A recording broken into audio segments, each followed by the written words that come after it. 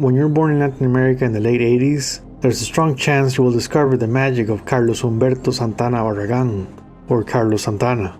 For all countries in the region, our electric guitar hero and his band are a universal message of passion. My first exposure to Carlos Santana came through a 1992 compilation album lent to me by one of my uncles in the mid-90s. That 16-track record became an integral part of my childhood. From the raw intensity of Jingo to the lament and delicate touch of Samba Pati, these songs spoke a language of its own. Fast forward 2001, and I saw a Woodstock film for the first time. That clip of Soul Sacrifice was a game changer. The honesty of that performance was absolute. It felt like the underdogs winning a fight. By the time Jimi Hendrix came on the movie, I was still shocked at the classic lineup of Carlos Santana, Greg Rolie on keyboards, Mike Shrieve on drums, Mike Carabello on congas, David Brown on bass, and the John Bonham of the band, both in personality and flair, Nicaragua's own Jose Chepito Areas on congas, trumpet, and timbales. So my other uncle, who was a DJ back in the day, gave me his sacred list of classic rock albums. He said, "JCM, you don't need anything else after this." He had a special interest in me listening to a bizarre-looking album cover he called a masterpiece, or in his own words, buenísimo el hijo de puta disco. I managed to get a CD copy, and there I was, a 14-year-old millennial, mesmerized by the infectious groove of Batuka. Just when I thought Santana couldn't get any better, Santana III shook me to the core of my emotional relationship with music. Yes, Led Zeppelin was the band that made me want to play guitar back then, but Santana III had a special ingredient that convinced me classic rock was my artistic calling. It was the progressive rock majesty of Latin percussion that moves your body and makes your heart smile. Where Led Zeppelin was a product of the culture I had to do my research on, Santana had familiar elements of local music I grew up with at parties, stores, bus stations, taxi cabs. It was the sound of the streets, hopes, and struggles of Latin America. What Santana III did was become my standard for what a great album should be. Catering to my addiction, I soon added the band's organic debut and Abraxas to my collection. But while classics themselves, they never hit me like that Cosmic Energy album cover. And just for the record, I own a copy of Caravanserai, and it's probably my second favorite Santana record ever. So back to Santana III. The Inside Gatefold revealed a 7th band member, and I was puzzled. Who was this other guy? More names of additional musicians came to my knowledge through the years, and here lie the unique circumstances for both the colossal impact and sonic dimension that Carlos never managed to surpass in both artistic and commercial terms simultaneously. Once you see the complete photograph of personnel for these sessions, you understand why it was a perfect ending to the so-called Woodstock trilogy of albums that, along Fania all-stars of the late 60s, build a generational bridge between the old heritage of salsa, bolero, and Afro-Cuban jazz with the new sounds and ideals of youth. Santana's Latin rock became an unquestionable force within the industry past a so-called lucky break in August 1969. There were decades of tradition behind their success. The mighty follow-up to Abraxas outdid everything this band showed the world it could play, with a little help from their friends. Extreme performances and poetry of the extraordinary. A perfect blend of experimentation, songwriting, and larger-than-life hooks before disbanding a classic lineup and later regrouping as a caravan further into explorations within. My 2004 high school yearbook was done via CD-ROM. We seniors were told to pick 2 songs to be included on our profiles as personal music statements. Most of my classmates went with POD, Linkin Park, and whatever was trending back then. Yours truly, JCM, went with Hola Love and track number 9 from Santana's mythical 3rd album, Para los Rumberos. The ultimate rising for a West Coast working band that dignified rock and roll, like very few who've walked this earth. An album also known as Man with an Outstretched Hand. This is the making of Santana III.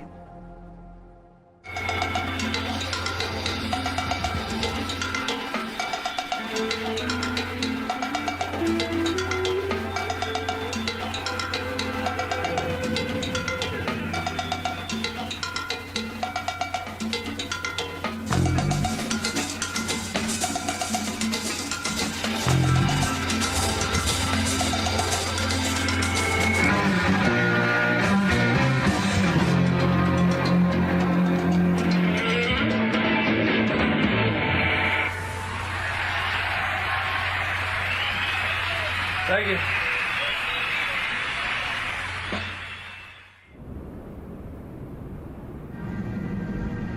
The story of Santana III begins in 1970, a busy year for Santana recording new songs while finishing a very successful concert tour that capitalized on their post-Woodstock momentum. Because this is mainly a Led Zeppelin Stories channel, let me share an interesting bit of information. Santana played their last date of their second European tour at the Bath Festival on June 28, 1970, sharing the bill with groups like Frank Zappa and the mighty Led Zeppelin. Santana took the stage at 4 p.m. Yeah, that's Carlos up there on the same place where Jimmy Page rocked the house some 4 hours later. Santana's concert dates of 1970 saw the onstage birthplace of several songs of the third album, going back as early February, and an already incredible setlist, keeping audiences hooked from the get-go.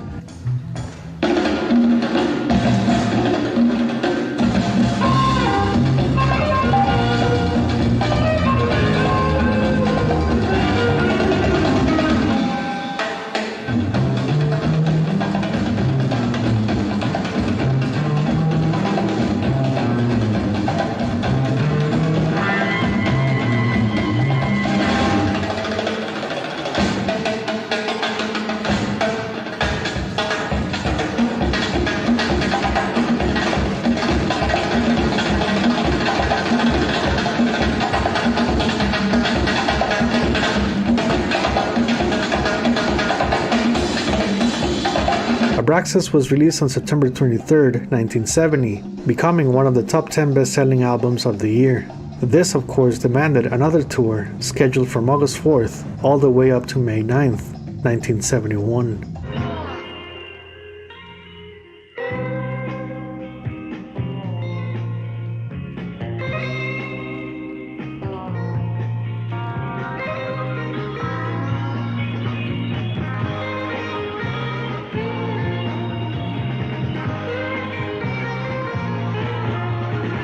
Santana jammed along Derek and the Dominos on October 18, 1970 at Wally Heider's studio, San Francisco.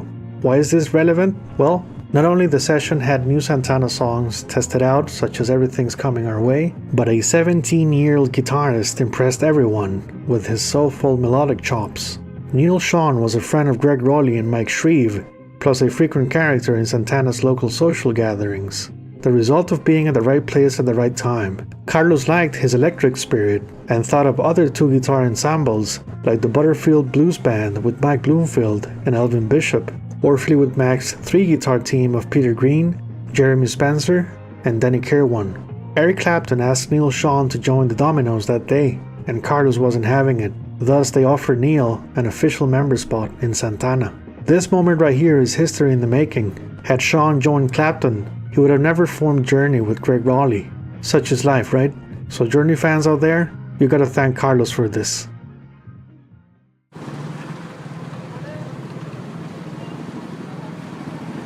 Past the New Year celebrations of 1971, the band was back in the studio in January for the first time since May 1970. Columbia Studio San Francisco was a place where the first two songs for Santana III were recorded. These sessions were a vehicle to ease the tension from touring and get back to their element, away from the pressures of the road. Folsom Street 1 was a continuation of Abraxas' own Incident at Nishabur, with a main guitar riff through a Leslie speaker that moved around the key of A minor, a Santana band chord of choice. The piano solo in the middle is a definite highlight.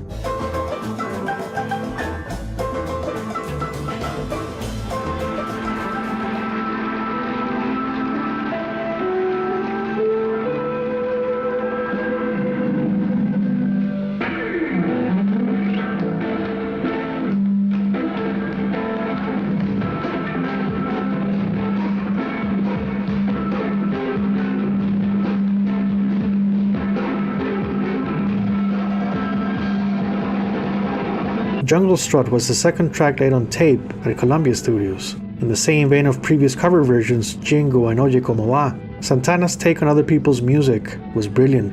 Written by American sax player Gene Ammons, it was recorded for his 1970 album by the name of Brother Jug.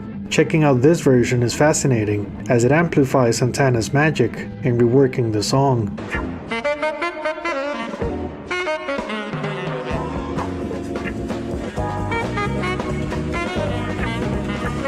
Jungle Strut is one of 3 songs from Santana III to employ a 2-guitar harmony attack by Carlos and Neal. With chords A minor, D minor, and E, it works like a 12-bar blues, played with Latin jazz vibrations. Harmony-wise, we could consider this a sister song to Soul Sacrifice. Kudos to David Brown's impeccable bass lines that move into B and C for an ascending feel effect, where Santana and Schon exchange superb guitar lines.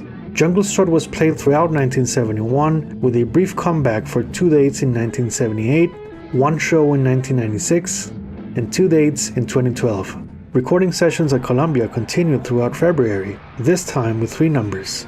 Gumbo was played on 9 dates in 1970, including their now famous Tanglewood concert video. Its musical style carries the fire from Abraxas for a classic Santana jam whose structure has some resemblance to Jungle Strut. Now don't be fooled by it being an outtake. This thing cooks with crazy heat and displays of vigor.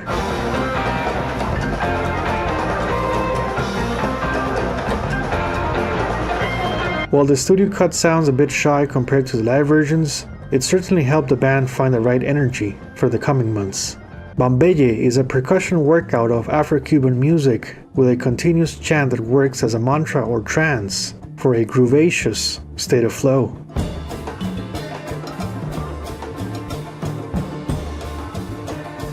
Guajira featured the talents of guest stars Rico Reyes on percussion and lead vocals, plus the song's hero, Mario Ochoa, on piano.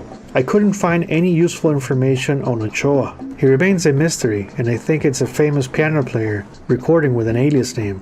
Rico Reyes was a familiar face for Santana, as he provided backing vocals on Abraxas, Oye Como Va, and percussion on El Nicoya. His work can also be heard on Quicksilver's About Me and Melanie's Candles in the Rain, both from 1970.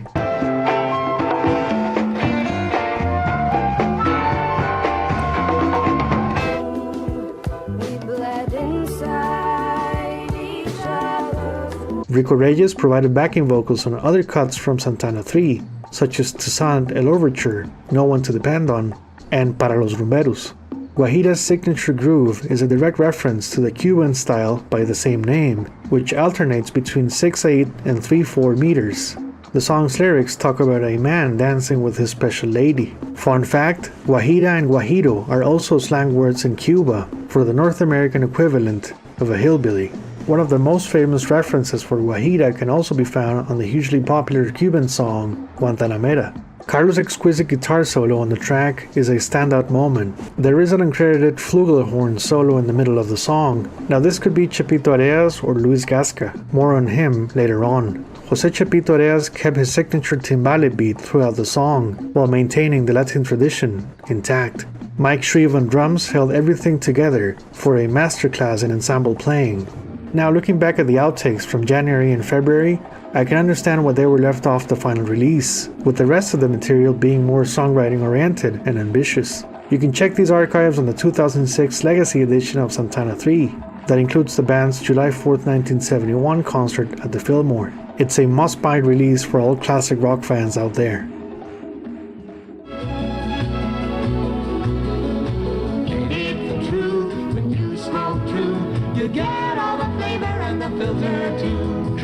Filter cigarettes.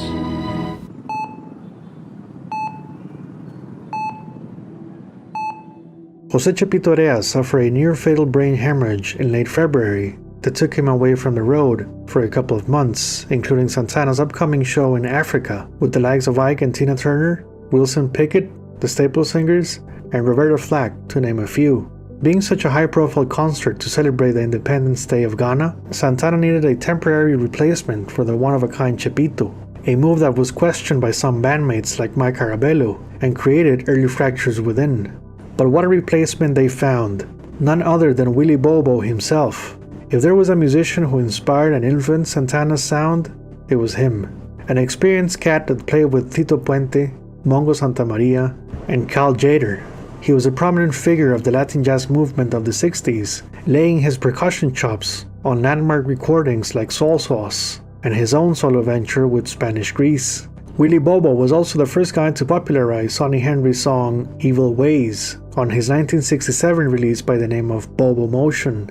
You got to change your evil ways, baby. Willie joining Santana for the show in Africa was a musical milestone for the band, thus acting as a Latin music godfather that validated their work beyond the rock and roll circle.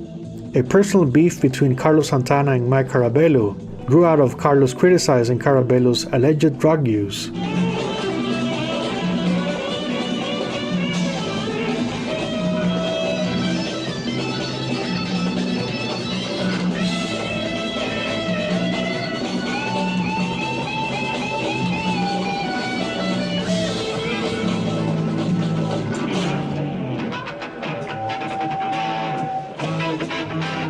In other news, the band welcomed a new musician into the mix, a man that augmented the Latin feel in Santana. Joseph Thomas Escovedo, or Coke Escovedo, was a gifted musician born in Los Angeles who could play congas, timbales, and sing as well. He came from a family of great musicians, including brother Pete, whom he played with on the Escovedo Brothers Band.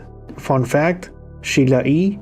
is Pete Escovedo's daughter, with Tito Puente, her godfather. It all runs in the family, right? So back to Coke, and I mean the musician, not the substance. He became popular in the San Francisco Latin jazz movement, working with vibraphonist virtuoso called Jader on two 1971 recordings, Agua Dulce and Jader. These albums show exactly the level of expertise Coke brought to the table. He later founded the Latin rock band Azteca in 1972, as well as playing on Malo's debut album, released that same year. Santana was back on the road for a US leg of shows running from March 20th, 1971 through April 3rd.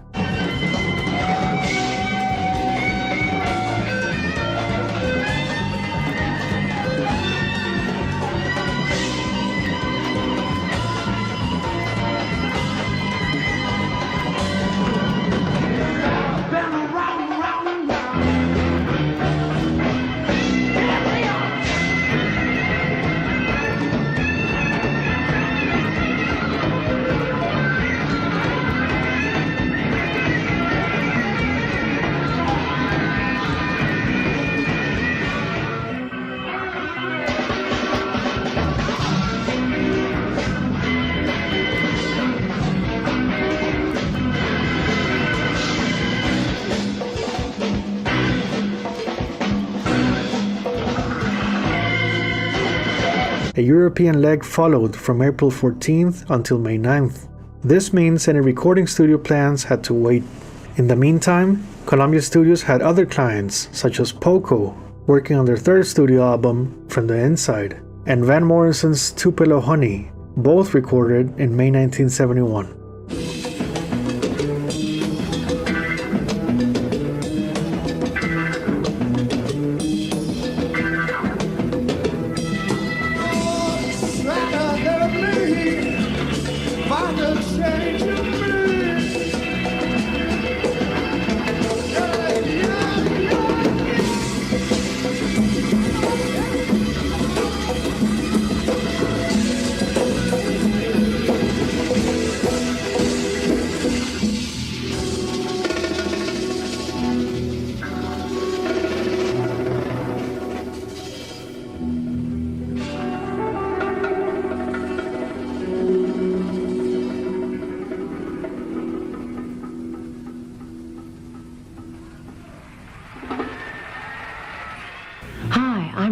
Welch, and you're watching me on Quasar 2 Color TV. Quasar 2 by Motorola. It has the improved picture tube for sharper, clearer color. The works in the drawer help keep it that way. And Motorola's suggested list price optional with dealer.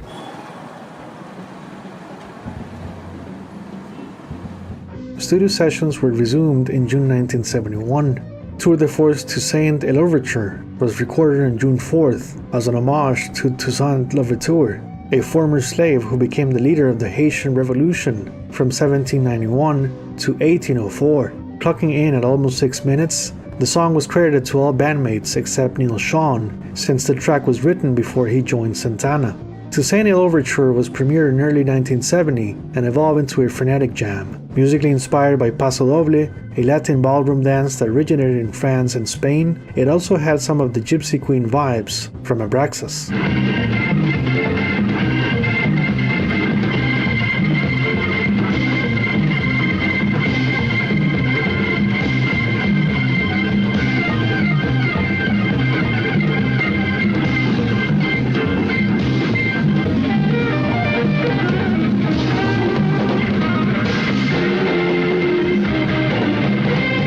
Opening chords C minor, B flat, A flat, and G major start off the journey to later move into a C minor vamp with a clever bass line. We then move into a matador-style transition riff around C minor and G major. Next is a Latin jazz frenzy or descarga in C minor that leads back into the opening section as closing theme. Jose Chepito Areas, Rico Reyes, Mike Carabello, and Coke Escovedo added their vocals for the different set of lyrics on the song. First we have Los Cueros Me Llaman, which refers to a slang phrase of conga leather calling them.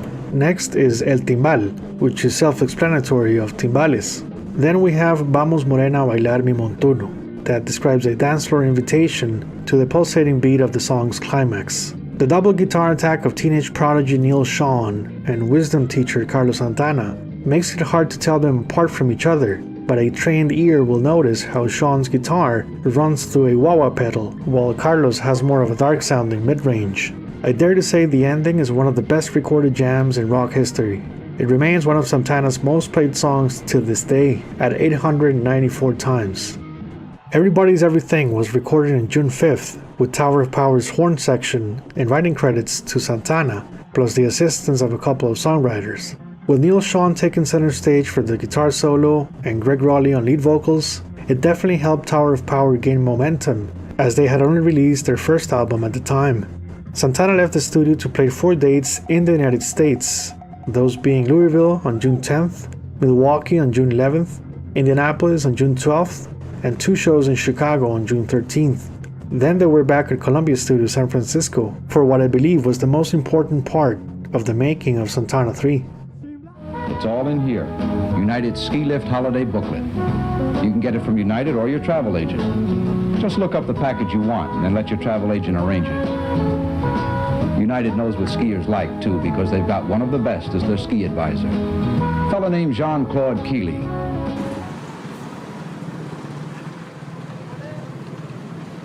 The third week of June saw the band recording the rest of the songs from their new repertoire, starting off with Taboo on June 15th. Written by Chepito Areas and Greg Rolie, it was premiered back in April 1971. With a distinctive E minor 9th chord throughout the composition, the song's opening riff influenced other rock songs such as Golden Earring's Raider Love from 1973.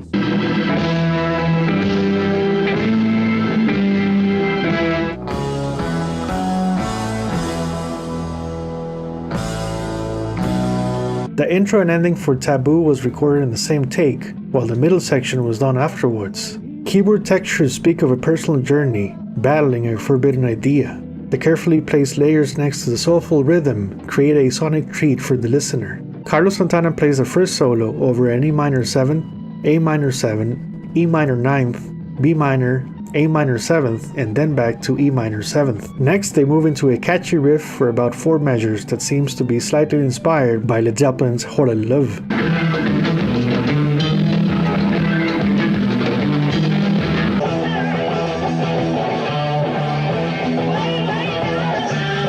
Carlos comes back for the last part of his solo over a descending arpeggio in A minor, similar to the one we find on Abraxas Oye Como Va.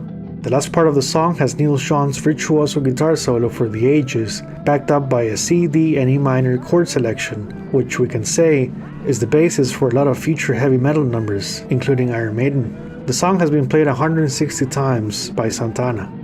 Wednesday, June 16th was a historic day for my 2 favorite numbers from the album. Both Batuka and No One to Depend On were recorded in the same day, which explains why they work as one big overture that starts off the album. Batuka came to life on stage at Winterland in 1970 and evolved from there like a volcano. Written by all bandmates except Neal, it's one of the highlights of Santana's entire catalog, a masterclass in musical architecture with all the elements taking shape like a 3D movie. From the interplay of congas, timbales, and drums to the astute bass lines and riffs, it's a powerhouse intro if there was ever one. One of the motifs sounds like a variation on one of the songs from Abraxas by the name of Se Acabó.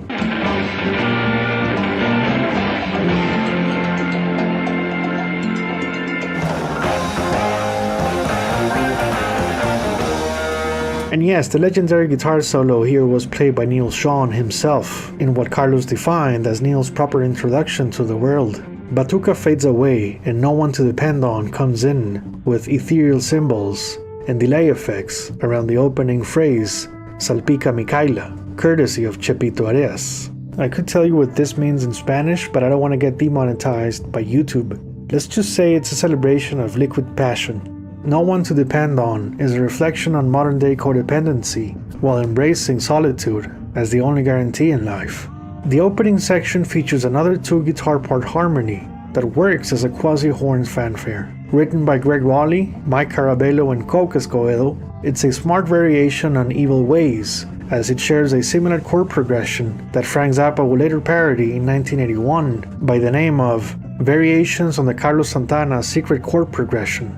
Willie Bobo's Spanish Grease was another source of inspiration for this song, from its groove to a portion of the lyrics, which also inspired Santana's Guajira. The middle section riff and jam seems to be a reworked version of the band's own idea on Hope You're Feeling Better from Abraxas.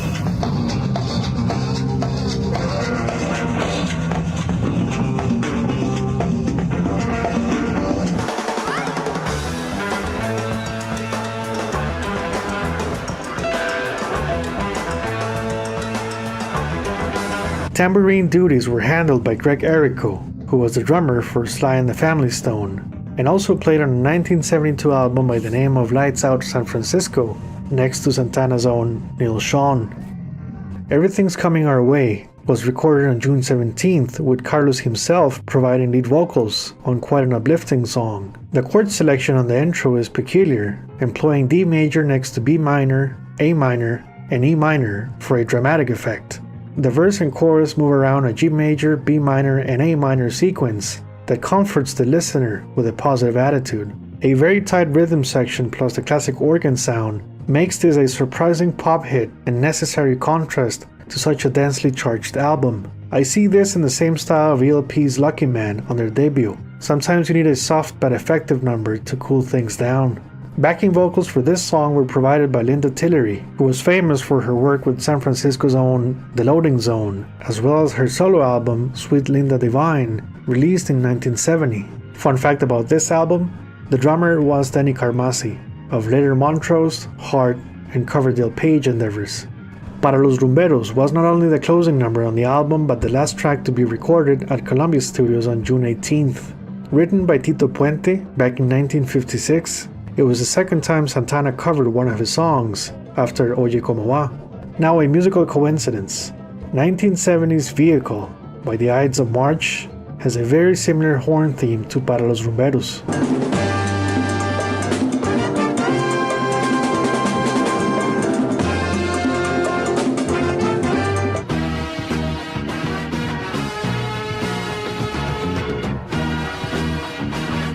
Santana's version made use of a double guitar harmony for the third time on the album.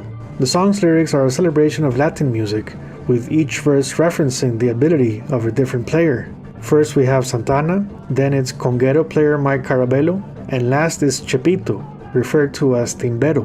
Not mentioned on the lyrics was the stellar trumpet work by legendary musician Luís Gasca. He played next to many Latin jazz greats, such as 2 tracks from Mongo Santamaria's Soul Bag and the 1969 release Working on a Groovy Thing. Gasca also played as backing band for Janis Joplin at Woodstock. In 1969, he released his own striking Latin jazz adventure by the name of The Little Giant through Atlantic. Luís Gasca also played on Malo's first album from 1972. That same year, he released his own record by the name of For Those Who Chant. If you've never heard this album, it's a must, as it features almost the entire Santana III lineup of Carlos, Neal Schon, Greg Rolie, Chepito Areas, Mike Carabello, Mike Shrieve, Coke Escovedo, plus jazz fusion star Stanley Clarke on bass, and many others. I seriously recommend you checking out this album. Past a recording of the album, the band played 2 more dates in the States, including their famous July 4th show at the closing week of the Fillmore West, a venue they had a close relationship with because of concert promoter and longtime Santana supporter Bill Graham. No, not this Bill Graham, but rock concert promoter Bill Graham. If I put all my talents together. So I did. And now, for the first time, people from coast to coast can see me as I really am. you're a better, more efficient new Arco dealer. Santana III's iconic album cover was created by Joan Chase and Marianne Mayer from San Francisco's visual company Heavy Water Light Show. Joan ran this business with her husband, John Hardam. Santana's relationship with them was equivalent to Hypnosis and Led Zeppelin. From live concert screen projection to advanced works of superimposed images and layer experiments, their signature visuals speak for themselves. Santana III made use of a triptych technique of different worlds colliding in motion. I would like to know your interpretation of the cover. Please let me know in the comments below. A November 1971 album by Paul Kantner and Grace Slick by the name of Sunfighter employs a similar design technique and elements to Santana III. I would say the gatefold is very similar. It was recorded at Wally Heider Studios where Santana jammed with Derek and the Dominos in late 1970. It also had Tower of Power's horn section and a 17-year-old guitarist at the time, Craig Chaquizo from Jefferson Starship. Joan Chase went on to design more works for Santana, including their album with Buddy Miles, Caravanserai, and Jose Chepito Areas' solo album from 1974.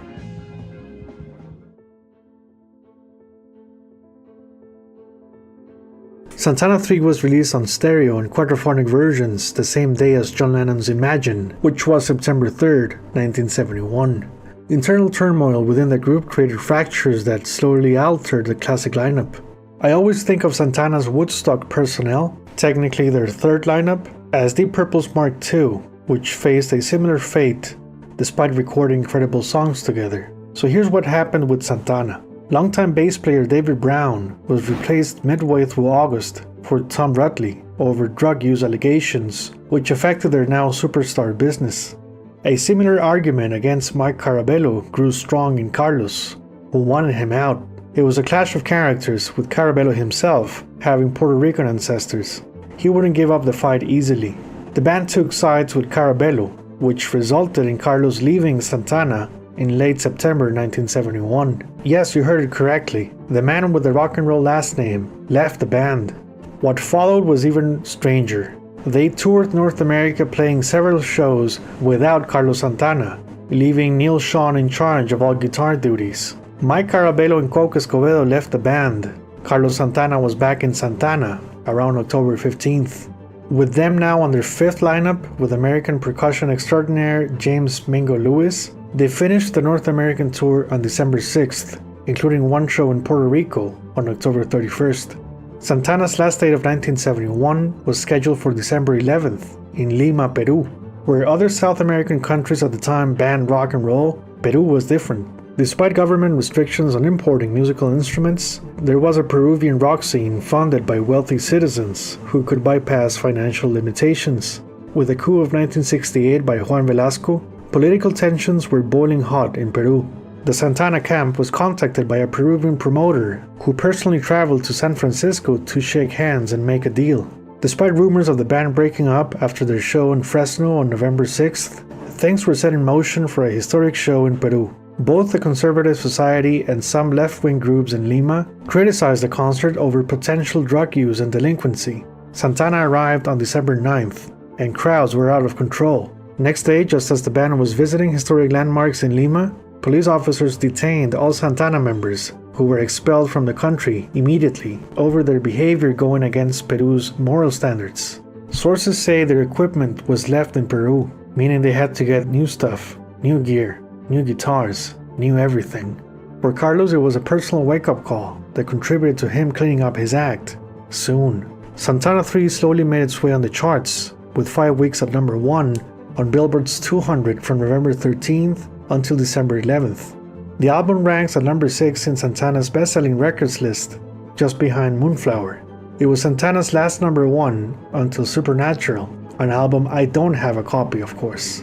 1971 was over. Greg Rolie and Neal Schon were growing dissatisfied with the camp and thought about their future. They would record one more album with Santana. With Carabello and David Brown gone, change was the dominant theme in the band. Carlos Santana, Mike Shrieve, and Jose Chepito Areas got ready for their next endeavor to the sound of crickets, while the musical caravan moved into 1972. This was the making of Santana III. Thank you very much for watching. Bye bye. Hasta luego.